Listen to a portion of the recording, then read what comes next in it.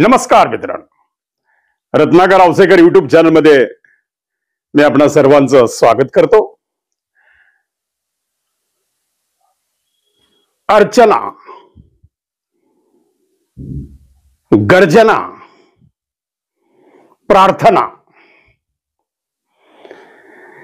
आमच्या लातूर जिल्ह्याचा नव्हे तर संपूर्ण मराठवाड्याचा हा एक जिव्हाळ्याचा विषय होता की विधानसभेला लातूर मधून अर्चना पाटील चाकूरकरांची उमेदवारी जाहीर झाल्यापासून सर्वांच्या मनामध्ये एकच प्रश्न होता की अर्चनाताई पाटील निवडून येणार का। मित्रांनो, अर्चनाताई पाटील यांच्यावर आपण बरेच एपिसोड तयार केलेले आहेत। सन्माननीय आमदार अमित देशमुख साहेब यांच्यावर सुद्धा आपण एपिसोड तयार केलेले। अनेक वेळा वारंवार हा विषय की देशमुखांनी स्वभाव बदला, आम्ही लावून धरलो, अमित देशमुखांच्या नजरेत आम्ही वाईट ठरलो, कारण आम्ही स्पष्ट बोलत होतो, आम्ही खरं बोलत होतो। आता लोक म्हणतात बाबा की कसं काय, की मला बरेच लोकांनी ह्या 8 दिवसात बोलून दाखवलं की औसेकर तुम्हाला कल्पना नाही म्हणले, पण अमित देशमुख साहेबांनी स्वभाव बदललेला आहे। मला खरंच आनंद झाला मला वाईट वाटायचं काही कारण नाही, कारण माझं काय देशमुखाचं बांधाचं भांडण थोडंच आहे, एक वैचारिक लढाई आहे। जिथं अन्याय, जिथं वाटतं की हे कुठंतरी आपण एक 40 वर्ष राजकारण जवळून पाहिलं म्हणून बोलण्याचा अधिकार या भावनेतून आम्ही बोलतो, आणि यामध्ये आमचा कोणता वैयक्तिक राजकीय स्वार्थ असण्याचा संबंध येत नाही वयात, आता या वयात। पण मित्रांनो, मी हा 4-8 दिवसापासून एक गोष्ट माझ्या सारखं कानावर येते की अमित देशमुख साहेबांनी स्वभाव बदललेला आहे। अजून तर आम्हाला तर काही जाणवलेलं नाही तसं, म्हणजे असं कधी आपला कधी गडीवर जाण्याचा फार काही संबंध येत नाही। आशियानाची सुद्धा दिलीपराव देशमुखांच्या बंगल्याची पायरी फार तर 1-2-3 वेळा आम्ही चढलो असतो। ते सुद्धा काहीतरी असं अपंगांना खुर्च्या वाटप करायच्यात, साहेब 2 मिनिटं भाषण द्या म्हणून, पण दिलीपराव देशमुखाकडून 1 रुपयात लाजीम नाही येत आपण की त्यांनी कोणती आम्हाला मदत केली आहे, की एखादा तुम्ही आता हा कार्यक्रम करताय तरी देशमुखांतर्फे 2 खुर्च्या आमच्या घ्या, द्या अपंगांना, द्या गरिबांना, असं काही आम्हाला आठवत नाहीये मित्रांनो। हा, अमित देशमुख साहेबांचं, धीरज देशमुख साहेबांचं त्यावेळेस मला पत्र जरूर आलं की आपण खूप चांगलं काम करताय, आमच्या शुभेच्छा, आणि यांचे आम्ही आभार मानतो। एक कमीत कमी एखाद्या छोट्या कलाकाराची तरी दखल तरी घेतली। पण मित्रांनो, आता हे झालं बरं, तशी ती जुनं पुराण उघडून आता काही मतलब नाहीये। आम्ही वारंवार सांगत होतो की धीरज देशमुख साहेब तुम्ही अडचणीत आहेत, दुर्लक्ष करण्यात आलं, कारण आम्हाला जाणवलेलं होतं की कुठेतरी आता देशमुखांच्या हातातून लातूर ग्रामीण निघतंय। 15 दिवस अगोदर मी सावध केलं होतं, दुर्लक्ष केलं। मित्रांनो, आता तुम्हाला कुठेच आता निवडणूक होऊन 6 महिने होऊन गेले। आता काल एक मुंबईहून फोन आला मला, मुंबईहून, आता कोण आहेत मला माहित नाही, आणि त्यांनी मला विचारलं की म्हणले का हो रत्नाकर औसेकर, तुम्ही एवढे अर्चना पाटलांना लावून म्हणजे त्यांचा विषय लावून धरले की त्यांना निवडून द्या, लातूरात बदल होणं, लातूरात परिवर्तन होणं ही काळाची गरज आहे, अमुक आहे धमुक आहे, हे सगळं खरं आहे, पण का हो म्हणाले, खरंच अर्चनाताई पाटील चाकूरकरांनी 200 कोटी रुपये घेऊन आपली आमदारकी अमित देशमुखांना बहाल केली का? पुन्हा तोच विषय मी झालो परेशान। आता तुम्हाला खरं सांगतो, मी हा विषय अर्चनाताई पाटलांना स्पष्टपणे विचारलेला, आणि अर्चनाताई पाटलांनी सुद्धा त्या माझ्या एका मुलाखतीमध्ये उत्तर दिलेलं आहे की हा लोकांचा गैरसमज आहे। एक लक्षात ठेवा, म्हणली माझ्या समोर जर आमदारकी सारखी एक मोठी अपॉर्च्युनिटी, आयुष्यात पुढे काहीतरी घडणारी अपॉर्च्युनिटी असताना मी एवढ्या छोट्या रकमेसाठी, म्हणजे बघा अर्चनाताई पाटलाच्या दृष्टीनं 200 कोटी फार ही छोटी रक्कम आहे, फार छोटी रक्कम आहे. आणि असेल आता शेवटी कसं आहे, त्या शिवराज पाटलांच्या सुनबाई आहेत. आता लोक म्हणतात की शिवराज पाटलांनी आयुष्यभर कधी भ्रष्टाचारच केला नाही, शिवराज पाटलांनी आपले सत्सव्य बुद्धी जागृत ठेवून या देशाची सेवा केली, त्यांनी आम्ही अनेक पदं भोगली. आणि अहो कित्येक काँग्रेसच्या लोकांना, सोनिया गांधींना लाल दिवाण होता पण शिवराज पाटलांना होता. जेवढ्या सोयी कधी कुठल्या काँग्रेसच्या मोठ्या नेत्यांना होत्या तेवढ्या शिवराज पाटलांना होत्या. ही सगळी राजकीय सुख दुःख उपभोगलेली ही मंडळी आहे मित्रांनो. आणि एक लक्षात ठेवा, आता शिवराज पाटील हे आता या वयाच्या 90च्या पुढे गेलेले आहेत, त्यामुळं त्यांच्याविषयी बोलण्या इतके आपण तेवढे सक्षम नाही आहेत, किंवा त्यांच्या विचाराशी आपले विचार जुळवणं एवढं सोपं नाहीये. कारण मी तुम्हाला एक उदाहरण देतो की मी या विधानसभेच्या निवडणुकीमध्ये मित्रांनो थोडंसं मी स्पष्ट बोलतो, कदाचित हे कुणाला आवडेल ना आवडेल मला काही फरक पडत नाही. मी 3 वेळा शिवराज पाटलांकडे गेलो होतो, 3 वेळा की पाटील साहेब, जर तुम्हाला अर्चनाताई पाटलांना निवडून आणायचं असेल, त्यांना आमदार करायचं असेल, शिवराज पाटील घराण्याचा एक राजकीय वारस निर्माण करायचा असेल, तर तुम्हाला फक्त एक काम करायचंय. काय काम करायचंय? तुम्ही नका भाजपचं समर्थन करू, तुम्ही नका मोदींचं कौतुक करू, तुम्ही नका त्यांच्याविषयी काही स्टेटमेंट देऊ, तुम्ही नका म्हणू की अर्चनाताई पाटलांना विजय करा. हे आमचं कारण होतं. आमचं एकच म्हणणं होतं की तुम्ही काही करू नका, फक्त अर्चनाताई पाटलांच्या प्रचाराच्या शेवटच्या सभेला व्यासपीठावर या. तुम्ही बोलू नका, पण येऊन बसा. फक्त तुम्ही नुसतं येऊन जरी बसलात त्या व्यासपीठावर, ज्या शेवटची सभा जी शिवाजी चौकात झाली ती ऐतिहासिक सभा होती मित्रांनो. मी वारंवार हे जाणीवपूर्वक मला एक खंत वाटते की हे मी का करू शकलो नाही, की माझ्या मनात फार वाटायचं की शिवराज पाटलांनी थोडं शेवटचे 4 दिवस प्रचारामध्ये सक्रिय सहभाग घेतला असता तर अमित देशमुखांचा पराभव येऊ झाला असता. आणि आम्ही झालं, खुब्बा झाले, खासदार खुब्बा, माजी मंत्री बसवराज पाटील मुरुमकर असतील, तुम्हाला खोटं नाही सांगत, आमचे बळवंतराव जाधव असतील, रमेशप्पा कराड असतील. अहो आम्ही कित्येक वेळा आम्ही गप्पा मारल्या, आम्ही त्याच्यावर चर्चा झाली की अमित देशमुखांना पाडण्यासाठी आपल्याला काही मतांची गरज आहे, आणि त्यासाठी कुठेतरी शेवटचे 3-4 दिवस ही यंत्रणा सक्रिय करणं ही काळाची गरज आहे. तर अमित देशमुख पडू शकतात, नाहीतर नाही पडू शकत. कारण अमित देशमुखांना गेले 3-4 वेळेचा टर्मचा अनुभव, विलासराव देशमुखांच्या घरातला असलेला वारसा आणि काकांची मदत, म्हणजे काका मला वाचवा म्हणावंच लागलं शेवटी अमित देशमुखांना, आणि दिलीपरावांना नोटांची बंडलम पोते घेऊन शेवटी फिरावंच लागलं. त्याच्यातच अर्चना पाटलांनी समाधान मानायचं का की माझ्यामुळं देशमुखांना एका सहकार सम्राटाला बाहेर पडावं लागलं आणि माझ्यामुळं त्यांना पैसे वाटावे लागले म्हणून ते निवडून आले? हे रडून काय उपयोग नाही. हे तुमचं मनाचं समाधान आहे ताई, पण एक सर्वसामान्य जनतेला असं वाटतं की ज्या जनतेनं भरभरून तुम्हाला मतदान केलं, ज्या लाडक्या बहिणींनी तुम्हाला भरभरून मतदान केलं, ज्या महिला मातांनी तुम्हाला भरभरून मतदान केलं, त्यांना कुठेतरी दुःख झालं की अर्चना पाटलांचा पराभव हा अर्चना पाटलांनीच केला का? आता हा विषय का निघाला? तुम्ही म्हणताल औसेकर तुम्ही हे 6 महिन्यापूर्वीचं गुऱ्हाळ पुन्हा कशाला उघडताय? मित्रांनो एक लक्षात ठेवा, हा विषय चर्चेत आला की आमच्या एका पत्रकार मित्रांनो सांगितलं की म्हणे अर्चनाताई पाटील आणि शिवराज पाटील, शैलेश पाटील, रुद्राली पाटील, त्यांचे अर्चना पाटलांचे जावाई हे सगळ्यांनी कौटुंबिक भेट मोदी साहेबांची घेतली, पंतप्रधान मोदी साहेब. आणि मोदी साहेबांनी त्यांना 55 मिनिट वेळ दिला. त्या 55 मिनिटात फोटो सेशन झालं, चर्चा झाल्या, आंतरराष्ट्रीय चर्चा, राज्याच्या चर्चा, वैयक्तिक चर्चा, कौटुंबिक चर्चा झाल्या, आणि पंतप्रधानाच्या आम्ही किती जवळ आहोत हा दाखवण्याचा खटाटोप शिवराज पाटील परिवाराचा झाला. पण मी म्हणतो हे उशिरा झालं.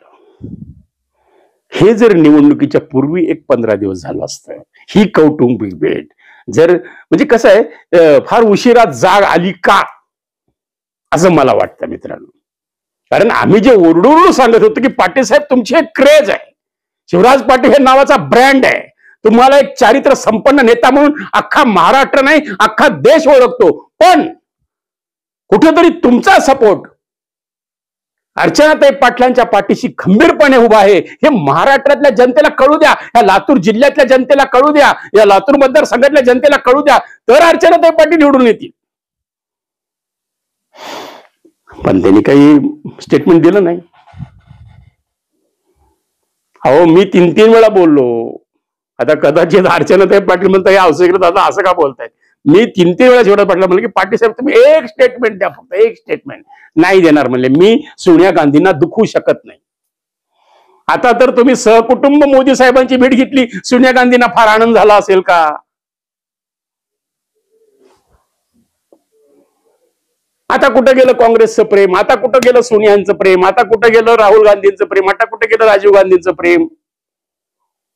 आणि हे शैलेश पाटील चाकूरकर प्रचारात तर सहभागी झाले नाहीत आणि सांगत होते की माझा आणि त्या भाजपचा काही संबंध नाही. कदाचित अर्चनाताई पाटलांच्या प्रवेशाच्या वेळेस हे शैलेश पाटील चाकूरकर तिथं उपस्थित होते देवेंद्र फडणवीसांजवळ. बरोबर आहे. हे शैलेश पाटील चाकूरकर प्रचाराच्या शेवटच्या दिवशी व्यासपीठावर आले. पण यांनी जर थोडं 8 दिवस एक आपल्या कुटुंबातला माणूस आमदार होतोय हे जर पूर्णपणे सपोर्ट जर ह्या ताईंना दिला असता तर अर्चनाताई पाटील आज आमदार नाही, अर्चनाताई पाटील लातूर जिल्ह्याच्या पालकमंत्री असल्या असत्या. हे मी स्पष्टपणे बोलतो मित्रांनो.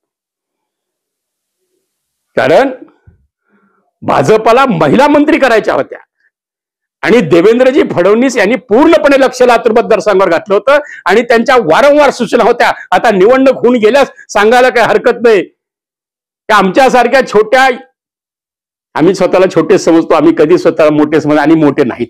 पण मित्रांनो लक्षात ठेवा की आमच्यासारख्या माणसांपर्यंत सुद्धा देवेंद्र फडणवीसांनी लिंक लावून ठेवली होती.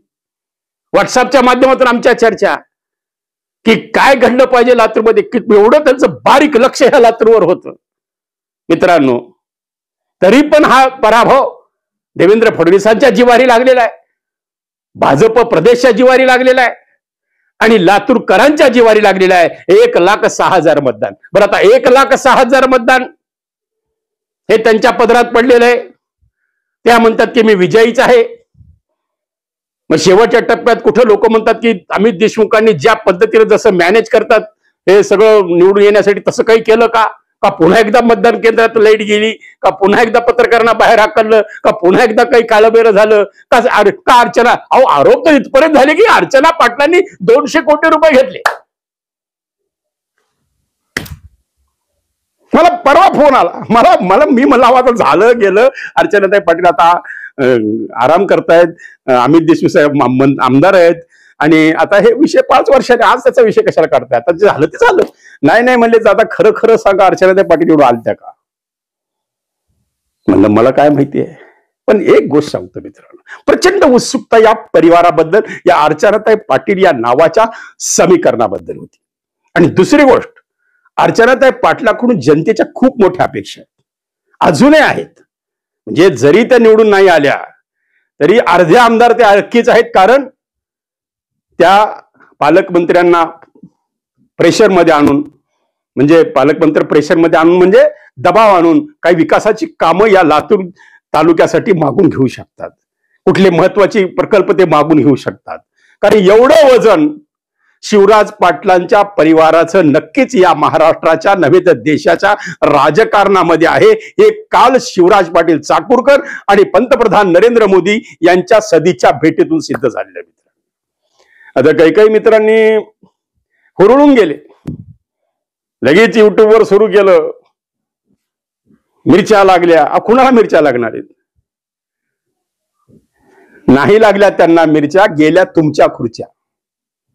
त्यांना कशाला मिरच्या लागतील? अहो, देशमुख परिवार हा एक सेटल परिवार, त्यांची साखर कारखानदारी सेटल आहे, त्यांच्या संस्था ह्या सेटल आहेत, त्यांच्या जिल्ह्यामध्ये ती बँक असतील, त्यांचे सरपंच असतील, त्यांचं ग्रामीण रूट लेवल पर्यंत त्यांचा पोहोचलेला मतदार असेल, हा सेटल आहे, स्थिर आहे, तो हल्लेला नाही आहे.